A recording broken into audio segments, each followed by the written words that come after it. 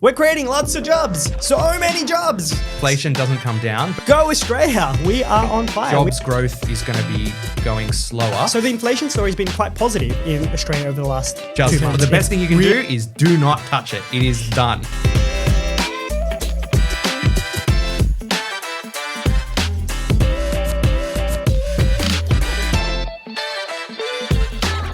Australian Property Talk 2025 is here. We had a blast last year, releasing over 50 episodes and having so many downloads. Thank you so much for your support. I've got Curtis back with me. Curtis, married man now. How are you? Yeah, feels not as different as I thought it would. It's kind of like the same thing. Yeah. But pretty excited to jump back into everything after some time off and some, pretty good stuff in my personal life. You know the funny thing? Big congratulations from me and from everyone who listens, who have, said nice things and want to pass it on. So big congratulations. It was an amazing, amazing wedding and a few weeks. But our audience has missed you. You have been kind of replaced over the last few weeks. So I've been subbed out. You've been subbed out. Adi Chanda, a great friend of mine as well, was subbed in. And we got Matt Wilson onto the podcast as well, the Townsville buyer's agent. But you're back now. And I think the audience is very, very happy with that because you being back means that we get to talk economics again. And in this podcast, we're going to be talking about 2025 and what is going on with the Australian economy and how that will impact property prices in the year ahead. Specifically, we're going to go through what is happening to interest rates this year, what's happening to inflation. We're going to talk about the unemployment story and maybe whether there's some unforeseen headwinds that are going to hit us this year, or whether it's just going to be like last year and things are going to go okay. And we're going to talk about the global context as well, a lot going on there, and how it impacts Australia. All of this economic discussion is really the macro framework that drives property markets and the outcomes of property markets in the year ahead. So it's a pretty exciting discussion, Kurt. What do you think? Yeah, I think the current economic situation is on a bit of a knife's edge as well. So it's an interesting time to kind of try and unpack it and see where it's going to go, because it's things are going pretty slowly. Rates haven't been cut yet. And it's really, like I say, that turning point of like, is the economy really, really going to slow? Growth go backwards, like unemployment tick up much faster than expected, and then there's going to be big rate cuts, but potentially some problems. Or is it going to kind of keep motoring along like it did for maybe the last 6 months, where it's just doing enough to keep its head above water and it means things stay relatively stable with no real changes? Yeah. That's a really good way to describe it. Motoring along. I kind of see us as a car that's on cruise control on the highway. And last year, it's just been going pretty much as per plan. We get all excited by these small little data releases every month, every quarter. I get very excited by it. I know that. And we talk about it a lot on this podcast. But really, every single release for like the last 18 months or so has been pretty much exactly as planned, with a small little deviation here or there, makes some exciting news, changes the numbers around, people talk about it, the news goes wild, we go wild, yay. But then really, it's been going according to plan. That's why we are a car that is on cruise control, and the RBA have sat there and being like, let's just leave it.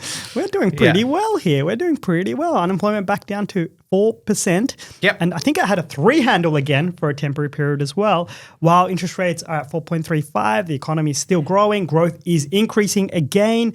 A lot of public sector investment has kicked into the data sets. Those tax cuts have kicked in. Growth growing again. It's all pretty rosy when you look at the data at like a high level. It's not fast for sure, but given the circumstances and what we're being told, this is a pretty good outcome. It's the narrow path, right? That they always, the RBA and Michelle Bullock and Philip Lowe previously speak about is can we ease interest rates off in a way where economic growth and unemployment is maintained, basically, and not have to ease interest rates off. Maybe in more like a New Zealand context where things are going backwards way more quickly and there's some economic damage happening that you're trying to unwind. Yes. So we're still kind of on track for that, but 2025 is really the year where we find out if it works or not. Like, that's a good way to describe it. Like, this is when the rubber hits the road, to keep using the car analogy. Yes. Either we're going to land it and it's going to all work out perfectly, or if it's going to go wrong, like this is the 12 months it's going to go wrong. Yeah, that's a really good summary. Before we continue on that, let's do a little bit of a detour because a lot of people are asking. People know this now, and this is big news in our world. Our business, Confidence Finance, that we started 10 years ago in January 2015. When I handed in my resignation the months prior to that and began Confidence Finance in 2015, we have now merged. So a big, big change in our lives, something that we've been working on a lot over Christmas and the last few weeks. Part of the reason why it's been a few weeks since our last episode. Sorry for that, everyone. Big reason is we have merged. We are now Flint Invest because we have merged with a bigger mortgage business named Flint, and I'm going to take on a leadership role there. Curtis is going to take on a leadership role there, and Flint Invest is what was Confidence Finance. It's been rebranded, remerged into the broader Flint infrastructure. A very, very exciting move for us, Kurt. I want to say what you think about it. It's super exciting for us. It's something bigger. It's going to mean more investment, more resources, so we can do hopefully some cooler things for all our customers on a bit of a bigger scale. Yes. So it should be very, very exciting, and it's a big moment for the two of us coming from 10 years ago. Exactly. Starting essentially in your bedroom is my recollection of it 10 years ago. It's funny how we can not pretend to be super professional, because I remember those times where we were in my spare bedroom. It was a spare bedroom, Curtis. Yep. Give me some credit. And we don't have to pretend that, we're big shots and we're really doing really well. I remember the first few months where it was just like, yes, we are mortgage brokers. We are somebody rather than be the person operating in their bedroom that really didn't have too much of an idea what was going on. That was us 10 years ago. Yep. And we are here now, and we have a third partner in our business now. It's part of this merger. His name's Christian Stevens. He is, widely regarded as Australia's best mortgage broker. He's won that award multiple times, is an amazing individual, really powerful mortgage broker in terms of his skill set and what he does. And we have partnered with him, along with many mortgage brokers who would be part of our business, Flint, that Curtis and I are part of the leadership group along with Christian, in terms of building that business up and working with a lot of mortgage brokers here. I should probably just touch on why we're doing this. We'll probably talk about it a little bit in this podcast itself, where we start talking about unemployment and the future direction of Australia. But really, at the centerpiece of everything that we have been trying to do is deliver amazing customer experiences to our customers. And I kind of measure that as three simple things. Get people really high quality credit advice, do it very quickly, and make sure you have great communication through the process so everyone knows what's going on. If you do those three things, you actually get mortgage broking done pretty well. And that's something that we've always focused on and continue to make investments in and try and get better and better on, make these little 1%ers through our business and our team all the time. But the nature of the world is things are changing really quickly, and the expectations that customers have today will be different to the ones that they have in a couple of years' time. And to be at the forefront of that change, we need some scale, we need some investment, we need more people. We need to be growing at a faster rate to be able to deliver that promise of those three things and improve on that promise in a world that's becoming far more tech-driven, far more process-driven, and moving at rapid warp speed. And this just allows us to have the size and scale to be able to deliver on what we really, truly are passionate about into the future. So there's not going to be too much change right now in terms of the way we work and all of our clients. So anyone who's listening who's a client who's wondering what's going to go on, not much change. Everything remains the same there. But this really pre-positions us for the future to deliver everything that we are trying to do in a world that may look very, very different in the next few years. Yeah, I think that's pretty well said. I don't really have anything to add to that, to be honest. I think that's a pretty good summary of where we're at with it and our motivations behind it. Yeah, that's definitely our motivations. And our team, there's 16 of us now. Our team come across with us. They continue to work at Flint Invest, which is Confidence Finance rebranded to Flint Invest. So they will continue to service all of our customers in the way that they are. Our amazing team behind us that support us. It's not just Curtis and I that make everything tick. It's an amazing group of individuals and a team behind us that really deliver everything. And they all come with us who are all very excited by this change as well. So nothing but positive news.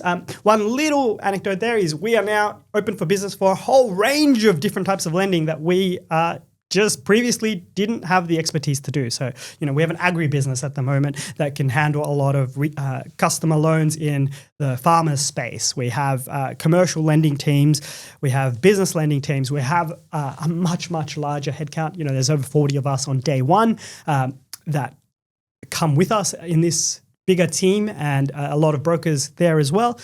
And also, just a quick little note, if you are interested in a job in the mortgage space, if you are a credit whiz, if you want to become a mortgage broker or are already a mortgage broker, and if you're in marketing, video content, videography, copywriting, marketing sort of work, we'd like to hear from you. We're going to have a little bit more detail about this in the next podcast, but we've gone from at Confidence Finance hiring one person at a time or 2 or 3 people at a time to we'll be adding dozens of people to our headcount over the next 6 months. So there's a lot of career opportunities here, and we have found our last employee came from this podcast himself. So we find it a really, really good avenue to talk to our audience, and we'd love someone from our audience to join us. So if you're interested, you can hit us up. Just jump on our website and you'll be able to see us there. For now, just jump on the Confidence Finance website. You can find our email addresses there, and you can find us there. Keep going. Kurt, shall we get back into it? All right. Enough of the business news, back into the economic stuff. Yes, what everyone actually wants to hear. Although I think people will be more interested in your wedding than our thoughts on interest rates and inflation. But I really liked the summary of what you said as to where we are at the moment. I think that's a very, very good sort of position of Australia in 2024 and where we are. We're trying to land this big economic change starting from COVID really to now. We're trying to land it, and it looks like we are, coming down, and it looks like a very comfortable flight with a little bit of tiny turbulence, but we're going to land it pretty well. It looks like that because we might be talking about interest rate cuts pretty soon. 22% chance of an interest rate cut next month, according to the ASX rate tracker that I just checked before I started this podcast. Yeah. I think that sounds about right to me, because I'd probably say I don't think there's going to be immediate rate cut, but if it's not next meeting, then there are rate cuts coming in the next several months basically, and it's more over the course of this year, rates are going to have to ease. If rates don't ease, something has probably gone a little bit wrong. Or right, or very right. I feel like let's play that out. What would it take for rates to not ease this year? Inflation doesn't come down, basically. Inflation doesn't come down, but I can't see. My problem with that story is like a little bit of a stagflation. I would view that as a bit of a stagflation world where I think economic growth is going to be weak, unemployment is going to be rising, economic growth falling, and if inflation isn't coming down to match it and the RBA aren't cutting rates, I foresee that as being a increasingly messy situation. Yes. Not a success story. Yeah, that's a bigger picture view. I think the current narrative, January 2025, is that the rate cut of February, which sort of became on the table over the last month or two, why it's been pushed off is a good news story. It's not anything to do with inflation. No, employment, So the inflation story has been quite positive in Australia over the last 2 months. It's really added fuel to the fire that we can have a rate cut now because we've had some positive inflation data coming in below the RBA's expectation, back in band, at least in a headline sort of sense, and looks like the trimmed mean is coming in a little bit lower than the RBA's profiling of where where inflation should be right now. So coming in below expectations, that's a really good sign because it means that inflation is doing better than they think. That's the recent data. Obviously, that can change and move around like you've just touched on. But at the exact same time, in our latest employment readings, we're creating lots of jobs, so many jobs. And we keep doing it. Every single month, the new jobs report card comes out and I come up with the exact same conclusion. Go Australia. We are on fire. We are job creating pretty well, especially in an economy where interest rates are 4.35%, the household sector struggling, confidence levels are a bit lower. We're still creating lots of jobs. So that's really, really positive. And that's why interest rates are unlikely to be cut next month because our employment readings are pretty strong. And the job creation numbers are, I think, actually a little bit more important than people give it credit. Because quite a few times now, Michelle Bullock in her press conferences, when she does these now after the RBA meetings, talks about not just the headline unemployment rate going up, but that she and the RBA are monitoring very, very closely the gross employment position of the country. So, Yes, and the way she kind of explains it is, if the unemployment rate is going up, there's a little bit of comfort for that. What they don't want to see is there being a net fall in the number of people and the number of jobs. So if the number of jobs stays steady, but the population goes up, and that increases the unemployment rate, and that's kind of how they balance it out over the next 6 months as the economy slows and supply and demand equalize, they're kind of on board for that. But if jobs start being lost, that is like a big red flag. So I think that's why the job creation numbers, when people are saying, hey, we are still creating jobs, we're still adding jobs to the economy, that's where the RBA are going, okay, jobs growth is going to be going slower compared to other things in order to hit your equilibrium and slow things down and allow interest rates to ease. Yep. But it's not a red flag. It's not it's not giving us any immediate reason that we need to bring rate cuts forward and start easing ASAP. Yeah, exactly. I think that does summarize their current position a little bit. I think it's a pretty positive story, actually. Like, employment is doing slightly better than they expect, and wage growth, I'm always careful with how I say this. Wages aren't growing too quickly. So that is something that the RBA need to see as well in the inflation story piece. So it gives the cap on what unemployment is. The RBA is just stabbing completely in the dark in this. It changes all the time, right? So no one's got any idea what unemployment should actually be, right? So they've said 4.5%, maybe that's the number that's going to be, because if it's below 4.5%, wages are running too high. We are overheating the economy.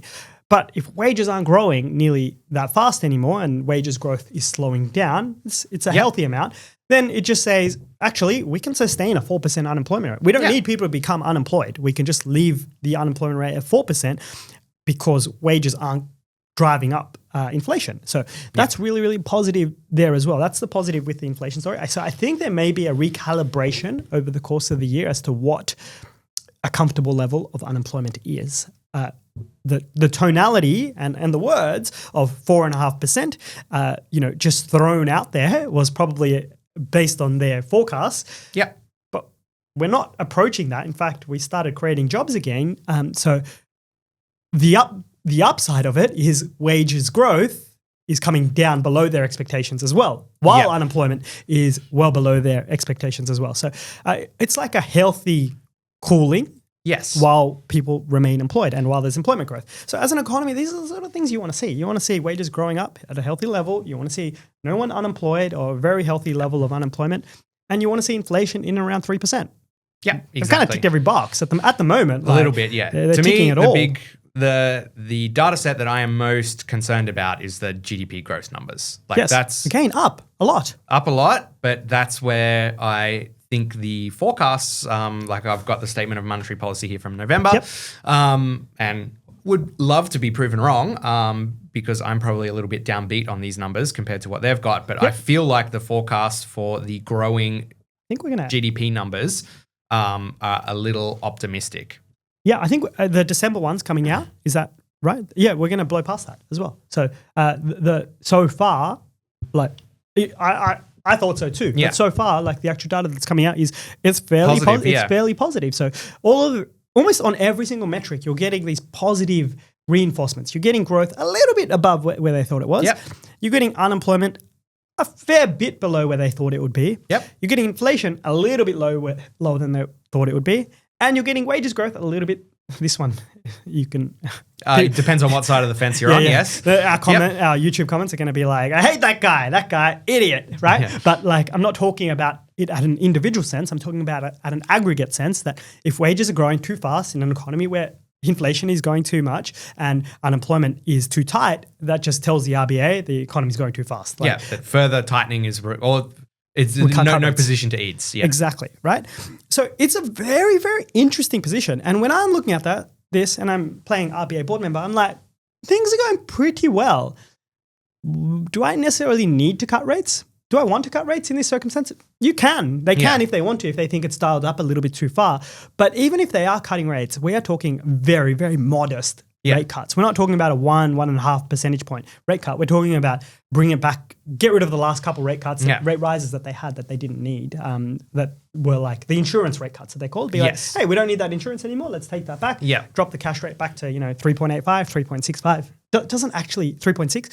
That doesn't materially it impacts the back pocket a little bit, but you're not talking about a massive change there. Yeah, it's tweaking. The analogy I would kind of use for it at the moment, at least on the current data set, like I say, I do feel like the economic growth numbers are going to show a little bit more weakness than expected, and that'll change the picture. But as of today, I don't really have any, I don't have any data to show for that. So the analogy I would use at the moment is, cooking is becoming like my hobby over the last couple of weeks for some random reason. But it's like if you're cooking something and it's just like it's perfect. It's like whatever you added to it, and it's like, the best thing you can do is do not touch it. It is done. Yes. Anything you do to touch this thing is going to make it worse.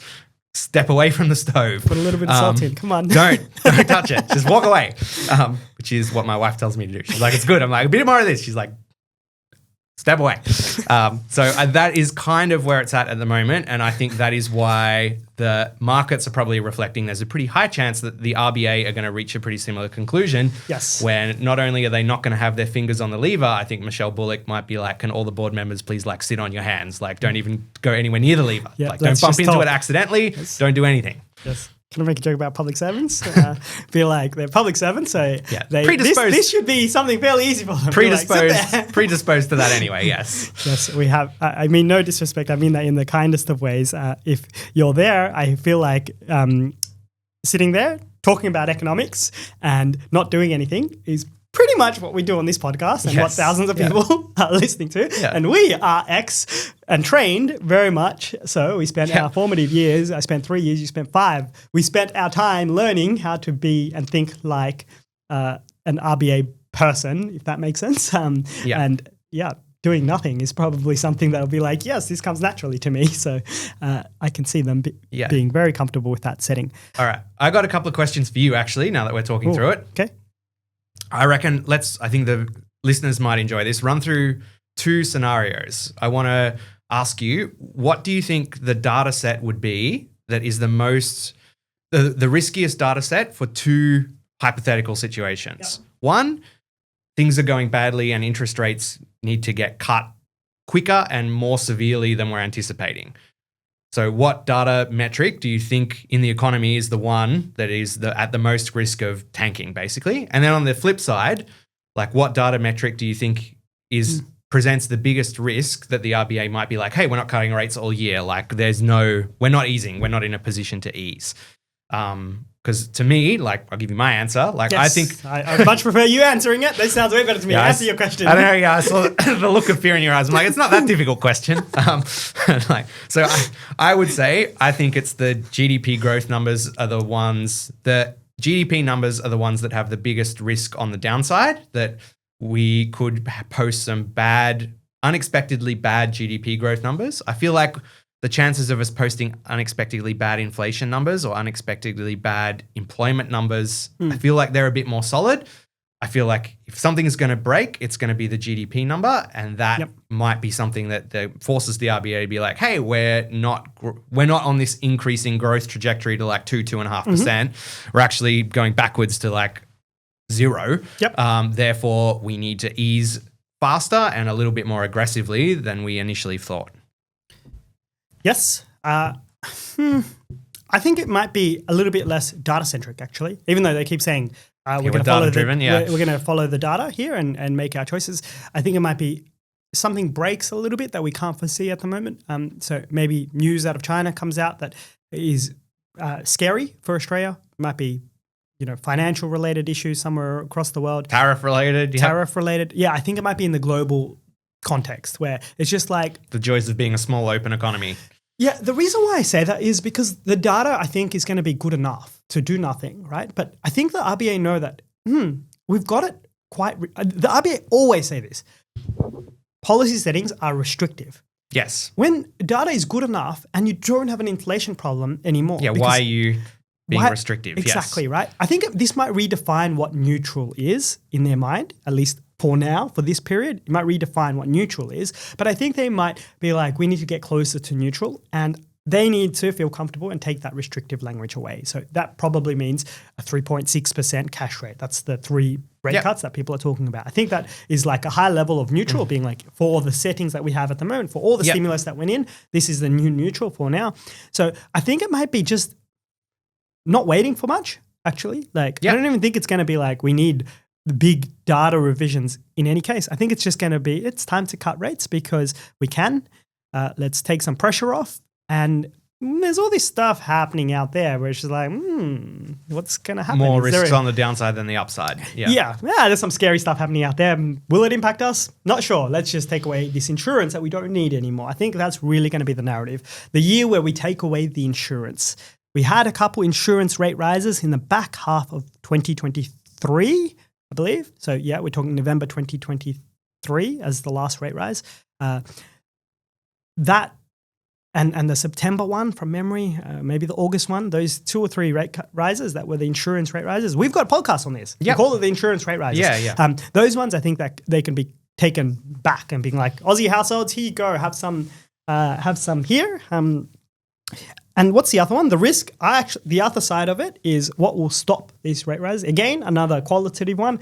I think it's, I want to put this as delicately as possible. It's election year. I think this government could go on a spending bonanza that's a good point, actually. To try and save themselves in some sense. It could be a tighter election than expected, or what's supposed to happen in a first-term election. And that tightness could easily go to like... And normally that involves both parties throwing money at it to some extent. Yes, but the government that is in power has more predisposition to spending their way fiscal out of expansion, it. Fiscal expansion. And there could be like free childcare, free university, free this, free that. Like we could go on we got some money that we didn't expect. Let's increase go government sector demand, basically.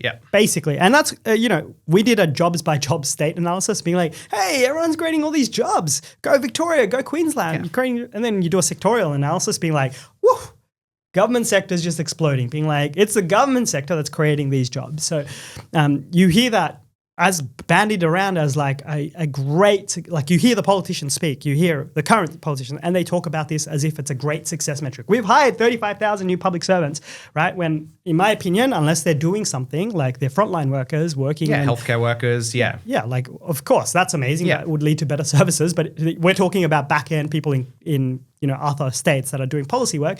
I'm not so sure Australians are there being like, we need to spend an extra 10 billion, like tax us all more money to spend on public service. So it's a government thing that I can see a little bit of a risk on both sides of the equation. I don't really care who it is, but it's just the risk is there's some that fiscal policy could blow out a little bit, which is in an election year. I feel like that's always a reasonable risk to like list there. Exactly, and the RBA might look at this being like, "What? You just threw tax." Like cuts, you just put in massive tax cuts, but they might be like, I didn't really want to do that. That was last year as well. People have forgotten. Like, what can I give them this year? So there could be subsidy after subsidy, rebate after rebate. And hey, Australians, we might be like, yay, some more money in our pockets. So it's all popular. I guess timing wise, that would also could mount an argument that if as the election campaign gets closer, maybe some of those policies get announced. If they get a sniff of that might be like, cool, maybe we're not cutting rates until post-election. For sure. Okay. I think there's one more thing to just touch on. It's a 2025 thing, so we'll just quickly go through it. And it does link back into our merger and why we're merging. I think there is very much change coming in the way we work. We've had many great conversations with technology partners over the last month, and I can see that there is change in the way we are all working, and that is accelerating at pace. So how does that impact our employment market? The AI revolution that is hitting Australia, hitting the world, and the huge investment that's going in behind the scenes. I think some of those investments are coming to the surface, and we sitting here and most Australians are just receiving this, and we're going to be receiving greater technology and greater access to things, and our expectations will continue to get faster and faster and faster.